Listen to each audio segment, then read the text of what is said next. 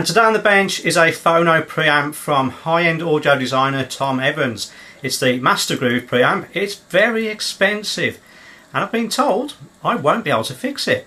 And here it is, the rather modestly named Mastergroove. Somewhat simple around the back, phono input and output, but we have got 24 mystery dip switches on the back.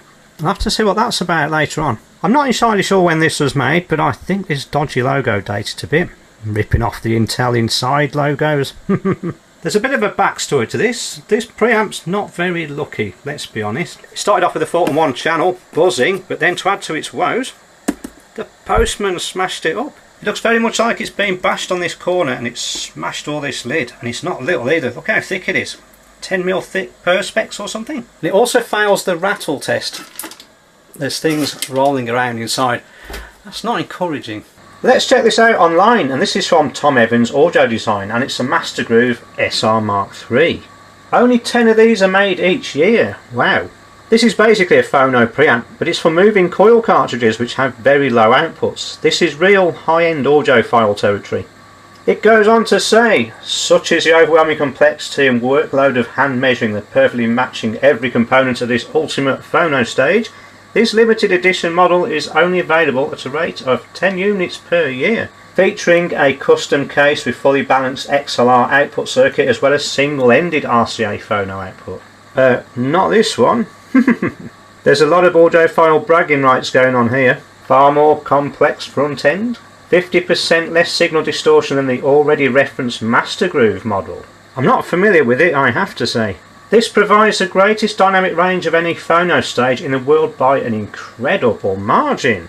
The new Mastergroove SR Mark III is quite literally beyond reality. And so is the price. Look at that. Well, who is this guy? Well, there he is. The genius himself, hard at work. Okay. Well, I do like the look of some of this equipment. Especially this. Oh, and this. They're not very rare. I can't knock his taste in test equipment, that's one thing. Before I can test it, I've got to connect it to its power supply, which is rather large. My first impressions that this is somewhat overkill. It feels like there's a very big transformer in there for just powering a preamp up.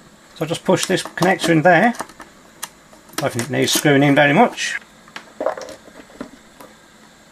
Let's connect the oscilloscope to the output. See what's going on. Well, there's some funny stuff going on. I mean, it appears to have lost one of the traces.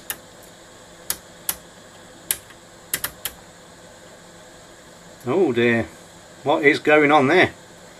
That is some big ripple. He's not kidding when they said buzzing. It's this channel. It seems to have settled a bit.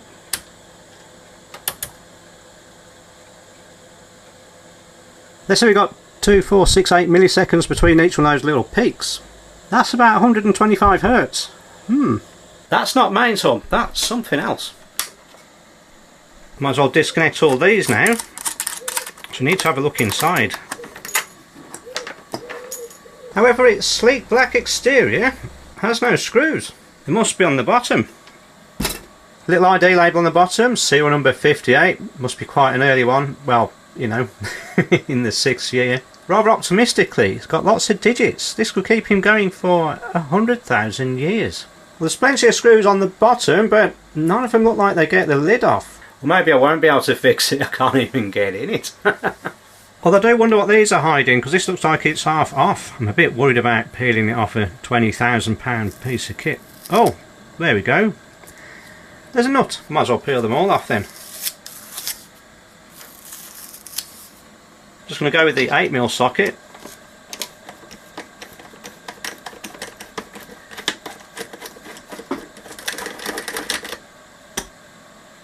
Well, the foot comes off.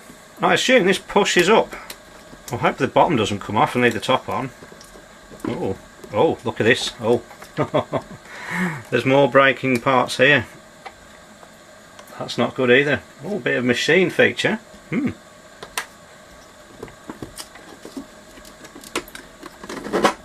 Oh, crikey, look how bent that is.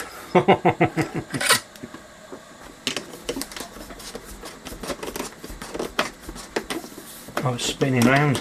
Oh.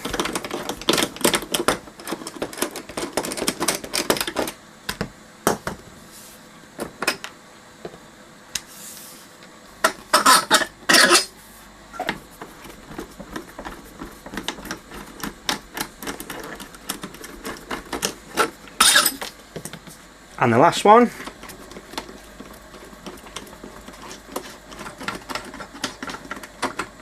There we go. We'll carefully flip this over. Let's have a look what's inside. There's quite a lot of stuff in here for a phono preamp, and the Royal Mail, they really have done a number on this, haven't they? Crikey. That's been booted across the car park, I reckon. These sides feel like they just lift out, and they do. Oh. We got bits of cardboard and broken plastic in here. Oh. Oh no, these are the plastic standoffs that are supposed to hold this all together. Parcel courier's got some explaining to do, haven't they? I think this big bulky post can come out, and the front can probably come out. Oh, it's got a wire on it. Okay, we'll lay it down. Well, reminiscent of a pair of multi-storey car park blocks, there's a fair bit of duplication here. These four boards look identical, and they look for all the world to be power supplies. We got the L7815 CV3 voltage regulator. Pretty common, nothing special about that. Oh, but hang on, what's this? That's not fair. Look, they've ground the numbers off. I hope he's not done that all over it. Oh, but he has. Look here. Oh dear, all these transistors. Or whatever they are. But again, we're seeing the set of four. Grinding the part numbers off is very old school, but it's still plain dirty. There's still not many clues what these things do, apart from there's only a couple of wires on, and I just wonder if it's more power supply stuff. There's a lot of copper shielding on here. I think these are just blank PCBs. It's quite a cheap way to do it. Quite smart, really. We've got a ground wire soldered to them. Presumably, they all go to the same ground, like a star ground. Let's have a look. There's various things going on in here. There's a lot of silicon with the part numbers hidden. He really doesn't want us to know what they are. We'll see if this one's the same. I have a suspicion it's exactly the same.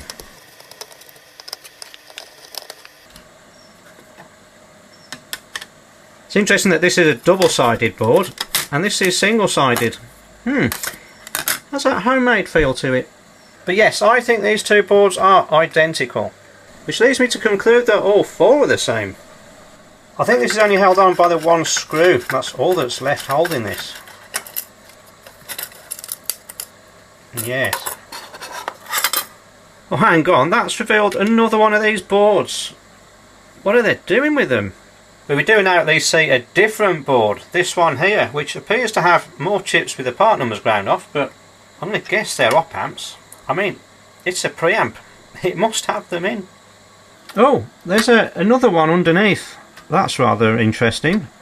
And I guess there's more of the same underneath. Yeah, it looks that way. I'm getting the impression this is built on two layers. Probably left and right. Or right and left, I haven't looked. Yeah, both these phono sockets go to this top board, which is the right channel. Okay, right on the top, left on the bottom. I should check which channel was buzzing again, to make sure. Sneak the power cable back in. There we are. Pull this one out, left channel, that's the one. Yeah, it's making no difference on the right. Let's measure the input voltage, red wire, 10.3 volts, white wire, minus 27. What's going on? Let's unplug this, see what's coming out of the socket. Let's put the negative in the centre, see what we've got. Minus 27, plus 27. Okay. So something's overloading the positive power supply rail and probably on the left channel. Trouble is, got to find it. Just a quick look at the wiring from here. The power comes into here, the plus and minus 28 volts I think it's supposed to be. These are all sort of joined together and they're distributed back to these boards. 1, 2, 3, 4. So H1, 2 and 3 are the inputs. So I'm pretty sure H7, 8 and 9 are the outputs. So this board here is supplying this blue board here, and these front boards are supplying these upper boards here. And you can see the same going on for the bottom part. And it looks like this op amp board's connected to this one somehow. And yeah, same going on underneath. Ah, right. Over here. Well, the power supplies are somewhat elaborate in this, and I'm not quite sure where it's all going, so I'm going to have to reverse engineer it, even if he has scraped all the part numbers off the things. But we can see in a £20,000 piece of kit there's a lot of labour going on here. I mean, if nothing else, the labour in filing all these part numbers off must cost a fair bit. So I've now reverse engineered it and made myself a little service manual. And I'm sure you'd like a look inside. Well, the first thing I managed to confirm was the layout. The top layer is the right channel, but the two are identical. The basic block diagram's pretty straightforward. The phono input goes directly into the low noise preamplifier, which is fed into an equaliser circuit, then through a low noise buffer and straight out the device. But in this design, they've done everything they can to keep noise right down to the minimum. The first thing to note is each active stage is powered by its own regulator. Each one of these are dual plus and minus 15 volt regulators. And these regulators are powered by their own regulators. How's that for thorough? And on the next page is the interconnection diagram, just showing how it's all wired together, pretty straightforward. Then we've got the power supply. There's nothing going to blow your socks off in here, pretty straightforward linear power supply with standard regulators. Moving on to the main board, which is the blue one, this is where all the action happens. And again you can see how the input signal goes directly into the preamp boards, two of them. Then they go for this little filter for equalisation, and then to this op amp here, which is the line output. And what's interesting here is they're loading each one of these op amps with its own constant current source. At least that's what I think it is. And on the next page we look at the low noise preamp board. And what we're seeing are 4 identical op amp circuits. And each one of these has got a gain of 605. Now, whilst a lot of audiophile stuff is complete nonsense, there is at least some science behind this. Here's a conventional op amp circuit. This is the non-inverting one, so the input goes to the positive input.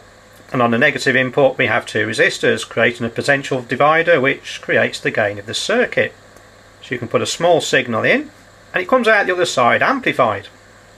But what happens if you put a tiny signal in? Like for this phono amplifier, we are talking 0.4 millivolts, which is certainly a tiny signal. But the op amp circuit will amplify it in the exact same way. Apart from this time, we're going to experience a load of noise on there. This noise is actually coming out of the op amp. The manufacturers will do whatever they can to minimise it, but it's very expensive to make low noise op amps. And there are ways to improve it. And the key behind this is the fact that noise tends to be random. So if we look at this clever solution here, we take our tiny signal again, but this time we put it through 2 identical amplifier circuits, each one introducing its own random noise. If we then join these outputs together, we create a summing amplifier, which doubles the amplitude of the output, but reduces the noise level, basically because the noise is random. So when you add 2 random things together, they tend to cancel out. The noise reduction is proportional to the number of op amps in parallel. So if you're going to use 8 op amps in parallel, you reduce the noise by 2.83 times. It's very important that each one of these op amp circuits gives the exact same output, which is why the feedback resistors are a very high tolerance. Look at that, 0.1%. If you're to look at the datasheet for an op amp, you'll see lots of information. A lot of it is a bit confusing, some of it's very useful, the pinout for example, but we'll get to the important bit I want to show you now, the electrical parameters. We scroll down enough and we'll see we've got the input offset voltage, and it's something like 5 or 6 millivolts. Now consider that with a signal with an amplitude of 0.4 millivolts amplitude. You'll get some weird distortion in that circuit. And we start to see the reason for the manufacturer's claims here about all this hard work measuring and matching every single component.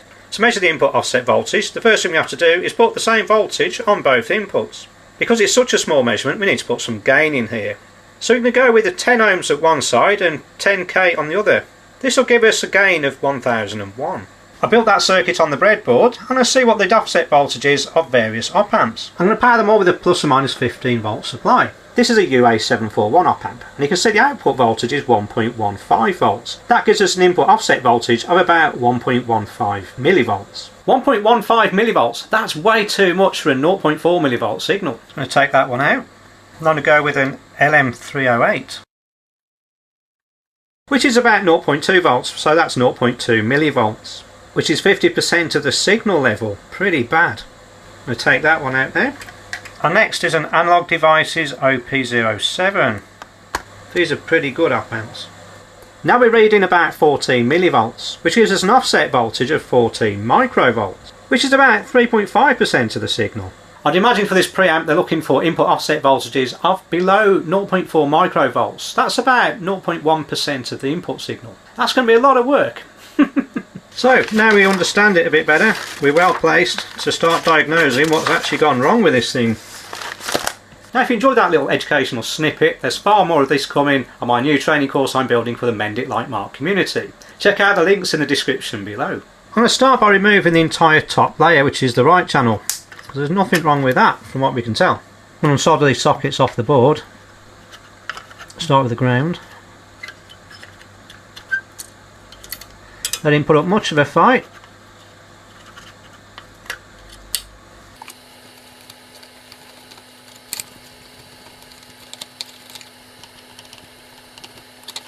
Just unscrew these standoffs. They come off quite nicely.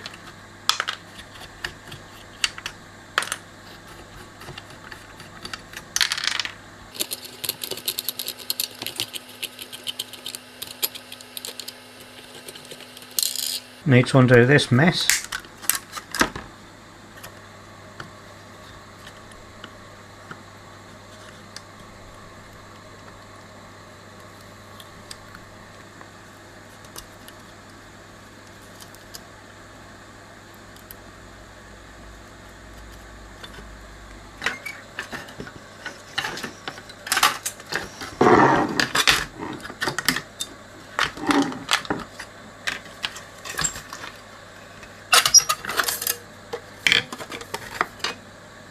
Well, something's pulling the positive voltage rail down, which will be something that's gone short circuit, which is something that these little tantalum capacitors are very good at doing. And they're everywhere.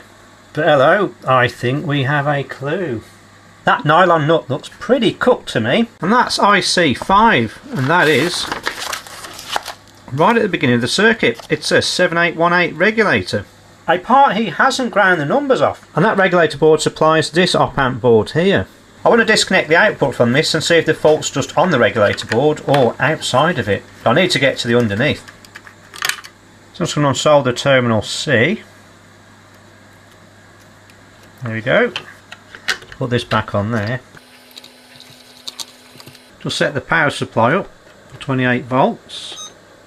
I'll give it a current limit of 0.5 amps. I'm going to need a common ground, positive supply, and the negative supply rail. Put a negative rail on there, positive rail here, and the ground on the black one. Power it on. Let's pick up the ground from here. Let's check the output voltage from this. There we go, plus 15, and over here minus 15. That's not great news, so there's a short on the fancy op-amp board. So I'm going to have to take this off again, so I need to remove the negative output, which is terminal E. So I can remove this off the 28 volt input, connect it to the supply to the op-amp board.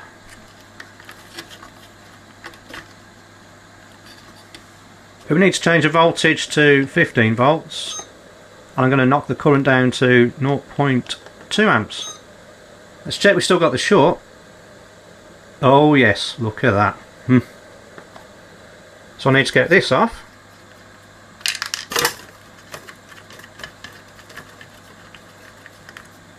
Just need to unsolder these wires as well. It's all slowest on the ground connection. There we go. That was hot.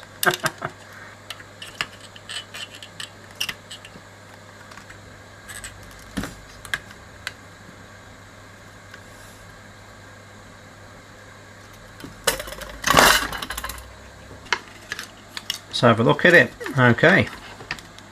Just going to remove this ground connection.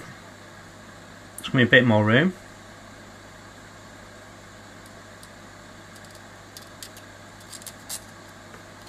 This board's actually attached by 8 wires down there, and that looks to be quite a nuisance to keep in line. So I'm going to unsolder this in one go, hopefully. I'm going to be using this 10mm blade tip. Get them all at once. Just going to flood it with a lot of solder. Make sure I've got good thermal contact.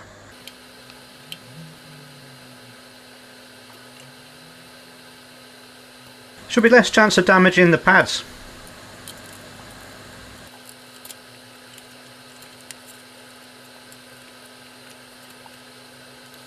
Just see if I can clean these up.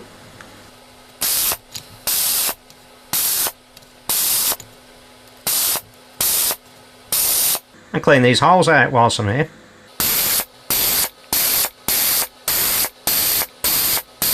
Well, that pin 4's not playing ball. I think it has got damaged.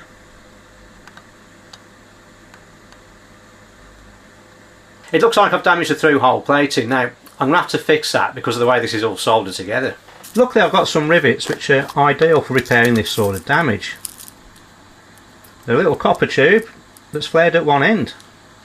And the first step's rather painful. I'm going to have to drill that out. I'm just going to use a little handheld drill. So I'm now going in with a 1.3mm diameter drill.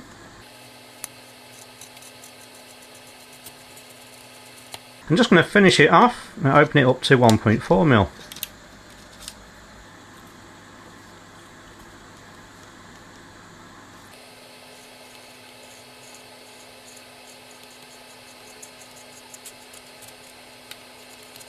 Just going to clean some of this flux off here. Just looks a bit of a mess.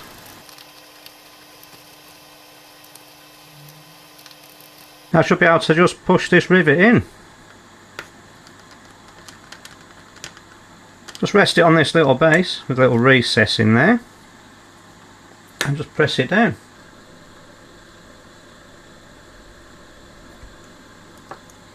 And just flare it over a bit. And now just flatten it off.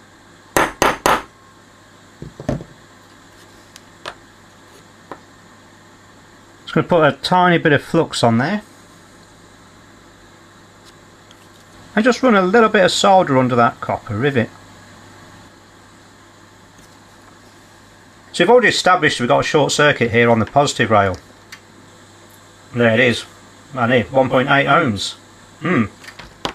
The problem is finding out which one, because there's a lot of things connected to this positive rail. All of the chips are on there, all of these capacitors are on there. Could be any of them. So the quickest way to find the short is power it up and see what's getting hot.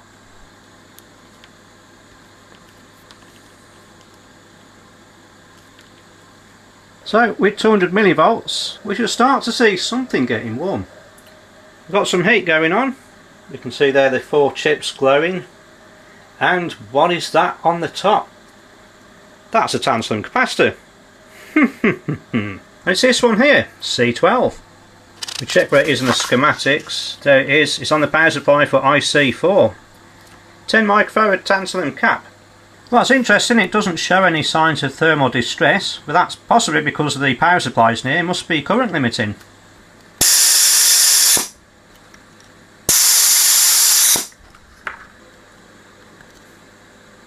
Well, I don't think there's going to be anything fancy about this tantalum capacitor. Even in this, unless I've had it blessed by the Pope or something. You never know. I'm sure I'll have a tantalum cap knocking around here somewhere. Yep, here we go. Perfect. So that should just drop straight in. There we go. Just solder that in. Get the ground on first. Takes a little time because it's got to heat up all of that copper surface area. And then this one.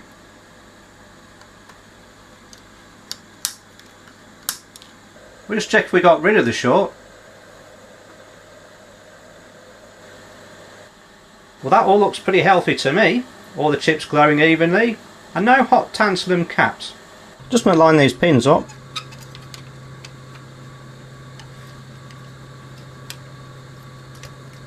There we are. Well, that's typical where I put that rivet. There's no wire in it.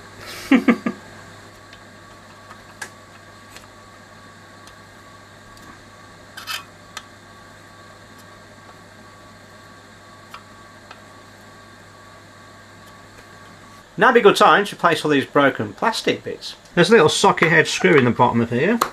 There we are. I'll just unwind this. And put a new one on.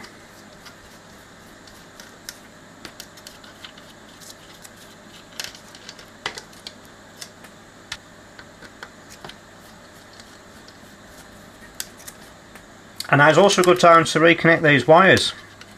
Just poke the white one in there and the red one in there. Always come out again. There we go. Just fasten this down to hold it still.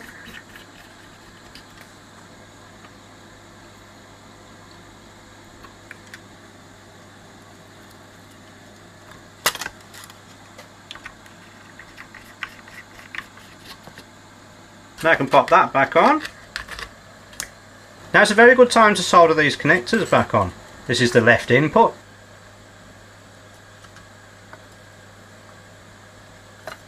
And now the left output.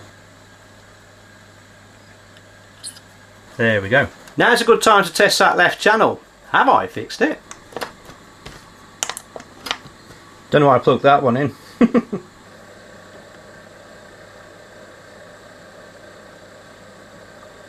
Well, that looks a lot more healthy, doesn't it? Just check this actually amplifying. Oh, look at that.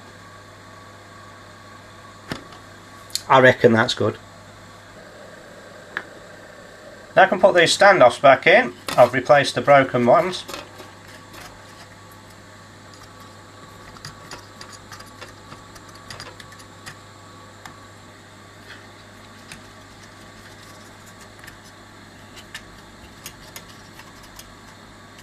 Then put our shielding back on. This is probably to reduce crosstalk, I imagine. Then more standoffs.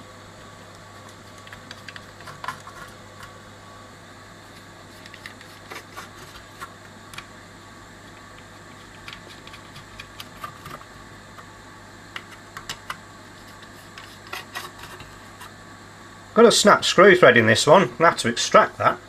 Although if it being plastic, just line a flat blade screwdriver up. Then heat it up.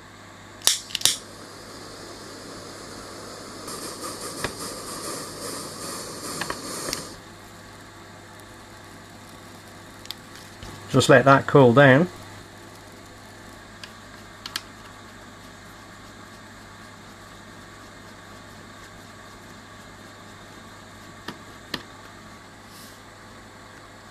Let's just put the right hand channel back on.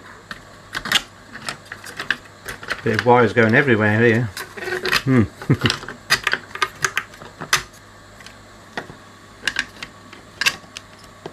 Oh, and these 15-volt regulators don't sort of sit nicely. Just have to put the screw in.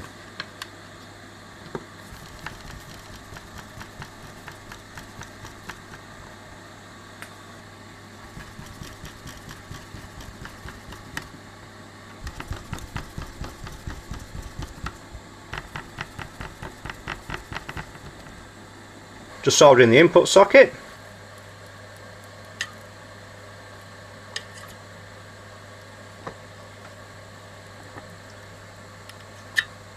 Just got to clean the end of this red wire up. It won't go in the hole. There we go.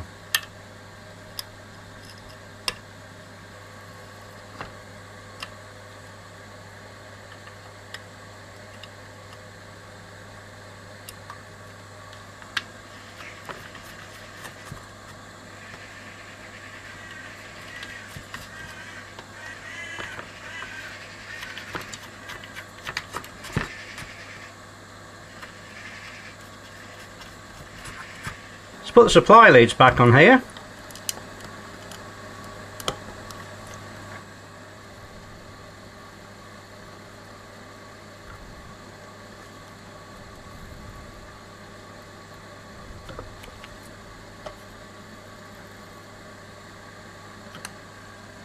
Fasten this down with the standoffs. Oh, this is right, close to this heatsink. Can you hear it ratcheting on? Handmade machines, eh?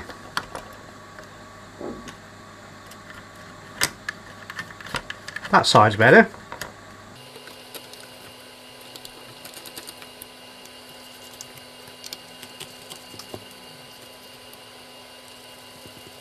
I can put the lids on these now.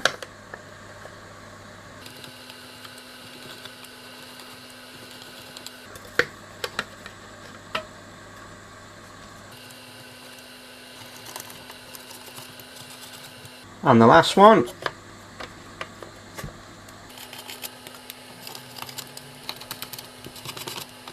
In my excitement, I appear to have broken the ground off this one. Just strip a bit off.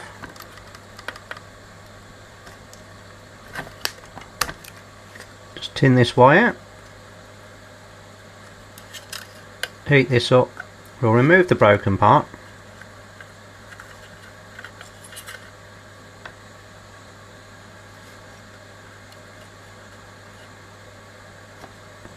There we go. I should replace this cable tie before I put the sides on.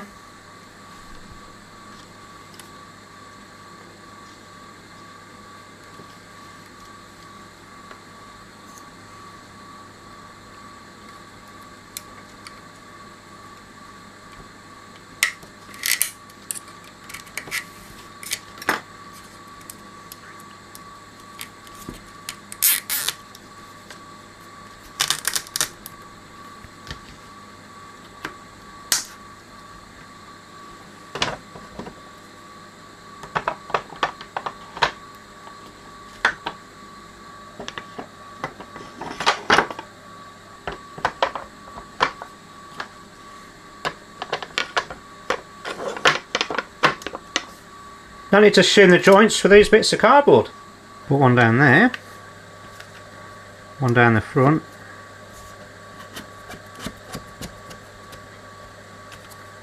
one in here, another one down there. I think there's room.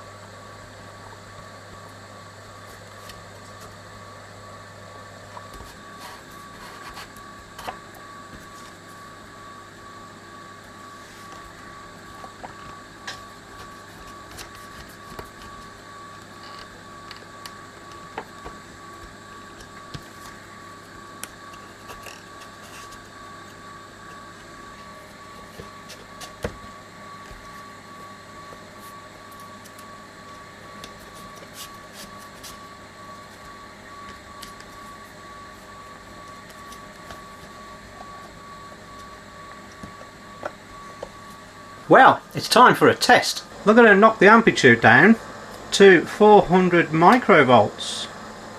Better blew both channels, hadn't I? Let's connect the scope to the output. And connect our input signals in here. Okay, switching on. Well, there's signs of life.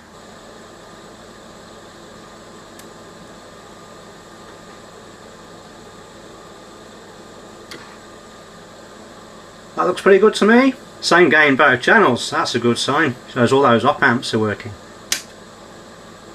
Now I've got to deal with this broken plastic lid. It's quite chunky and I bet it's quite expensive to make, so let's see if I can glue it back together. Start by peeling this off.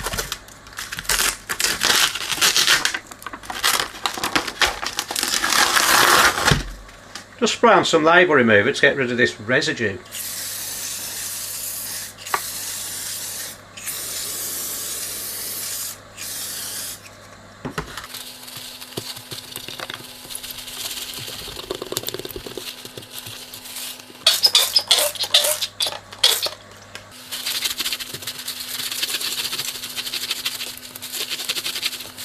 It's like glass now. I'm going to put this waxed paper down on the bench so I don't glue it to the bench. That'll be a mistake. Put it face down when it's most flat. Now to glue this together I'm using this Trent Plastics Anglo Sol. Recommended it works on this Perspex. If I'm right about it being Perspex. I'm just going to pull this crack apart here just so I can get the glue to run down in this little gap.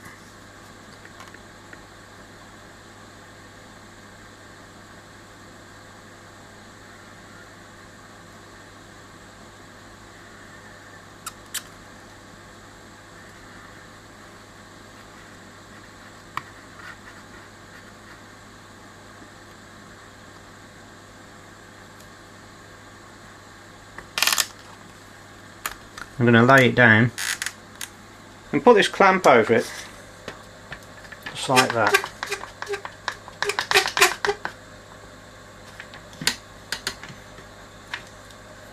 And put some more of the glue around here.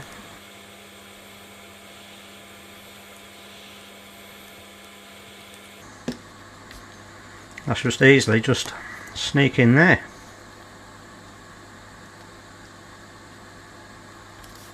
And the same here.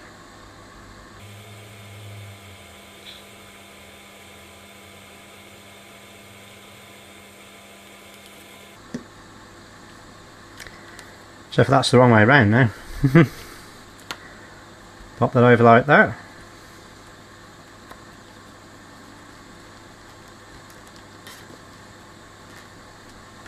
And put a clamp over here.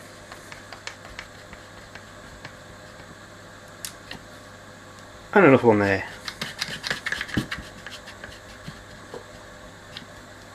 I'm now back in the old workshop because I do need to refinish this lid.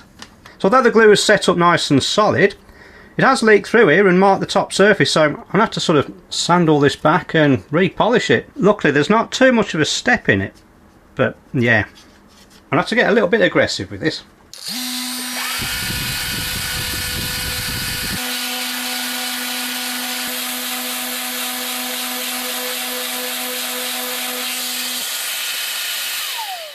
Yeah, I've got to keep going until that's disappeared. It's nearly there.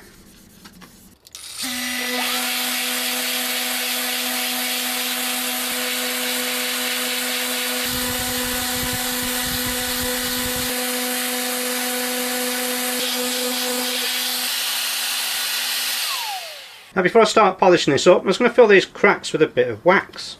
Now these are designed for wood filling, I think, but I reckon they'll do if I can get in the box. Use this black one.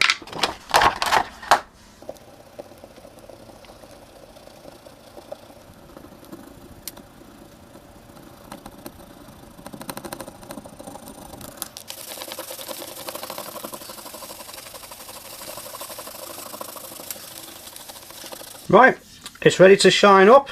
Let's give it a polish. Let's take this disc off and on with the pad.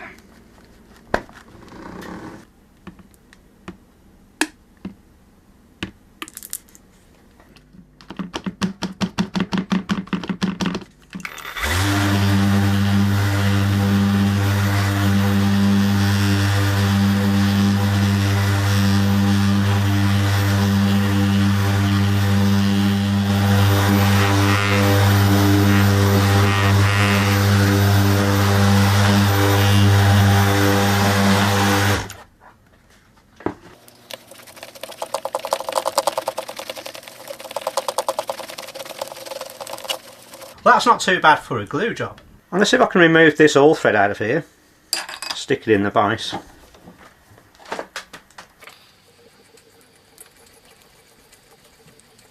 Success!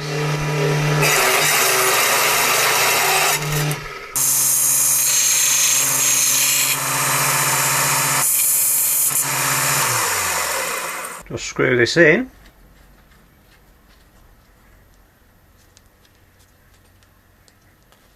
That'll do. Just going to blend off some of this paint so I can just refinish these little chips.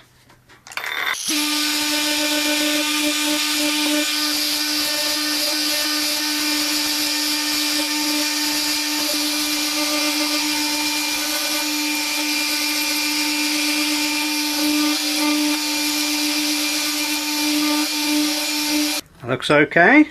Feels nice and smooth.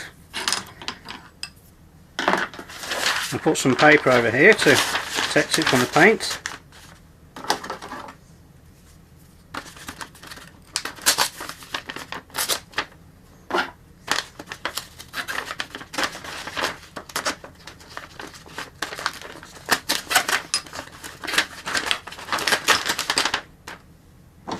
I'll start with some etch primer.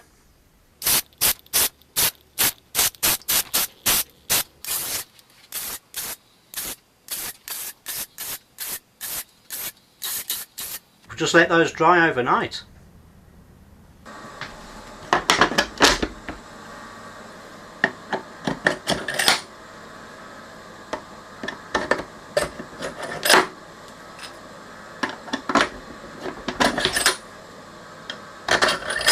Just reattach the feet.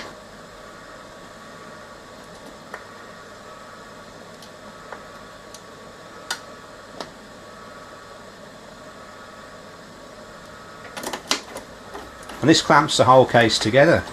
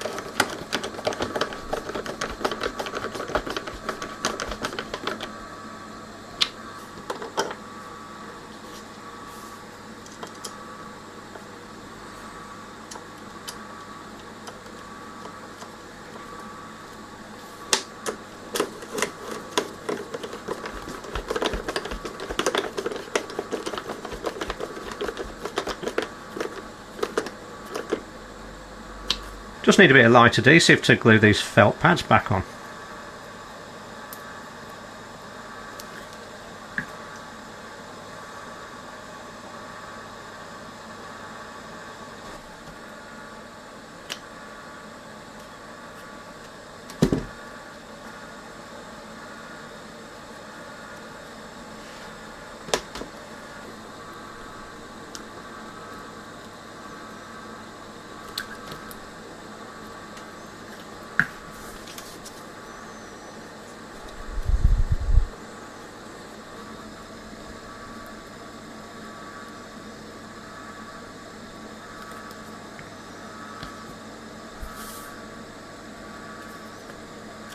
Let's tip this over so the weight of it holds the pads in place.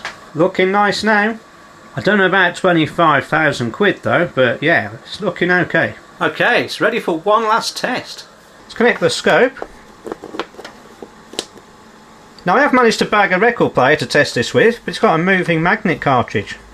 So I need to use these attenuators just to knock the level down. This trusty old biogram.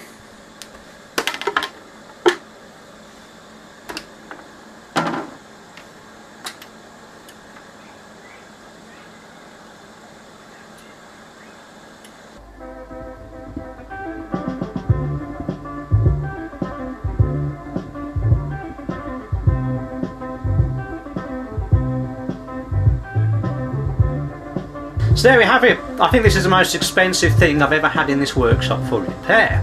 Now if you're interested in how I reverse engineered it, I actually did a workshop on this on the Mend It Like Mark community. You'll see all the information about this on the links in the description.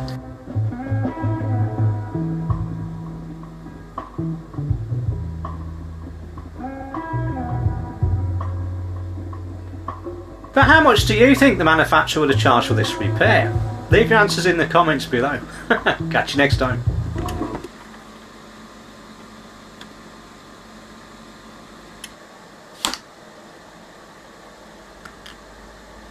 It feels like Elvis is in the room with me.